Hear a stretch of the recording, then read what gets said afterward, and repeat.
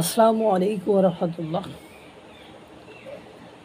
ময়না তদন্ত গোপালগঞ্জে যে লোকগুলো মারা গিয়েছে তাদের নাকি ময়না তদন্ত করা হয়নি।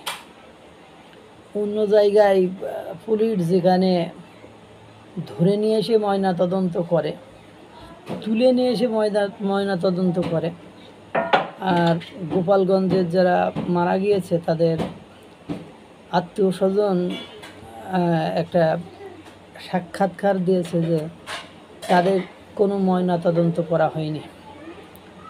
থানায় নিয়ে গেছে, থানা থেকে কোনো স্টেপ নেয়নি, মনে হয় কেস নথিও তারা করতে পারেনি বা কেস করতে পারে নাই, মানে ফাইল মামলা করতে পারে নাই তারা।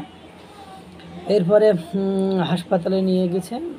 একজন রাজমিস্ত্রি কাজ করতে মারা গিয়েছে, সে তার পরিবার বলল যে আমার ছেলেটাকে ফ্লোরে ফেলে রেখেছিল, তারা কোনো চিকিৎসা দেয়নি। অবশ্য চিকিৎসা দেবে কেমনে, তারা বলছে এ পাশ থেকে গুলি ঢুকে এই পাশ দিয়ে বেরোয় চলে গিয়েছে।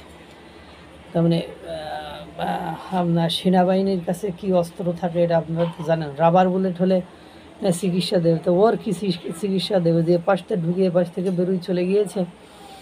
এর কি কোনো চিকিৎসা আছে?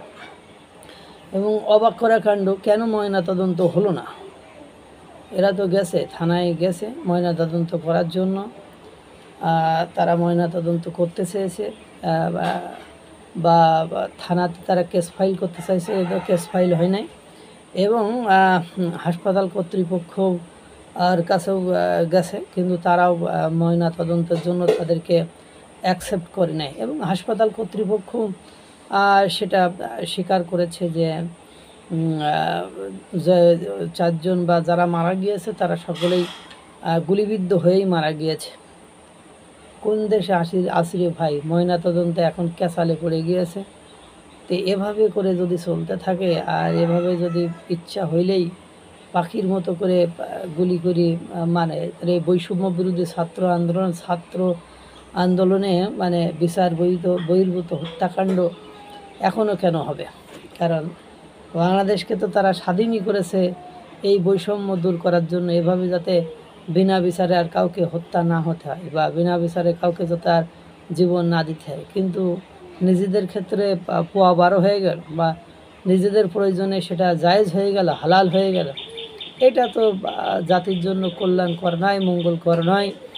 এটা জাতির জন্য অবশ্যই একটা ক্ষতিকর দিক, এবং এটা প্রতিফল বা এটার গতিবিধি খুব বেশি সুখকর, মঙ্গলকর এবং কল্যাণকর হবে বলে আমার মনে হয় না। আল্লাহ তাআলা সকলকে ভালো রাখুক, সুস্থ রাখুক। আর এই যে ময়না তদন্ত করা হলো না, মামলা নেওয়া হলো না, হাসপাতাল অবহেলা দেখালো, কত কিছু লুকায় রাখা যায়, একদিন না একদিন সব কিছু প্রকাশিত হয়। আল্লাহ তাআলা সকলকে ভালো রাখুক, সুস্থ রাখুক। আসসালামু আলাইকুম ওয়া রাহমাতুল্লাহ।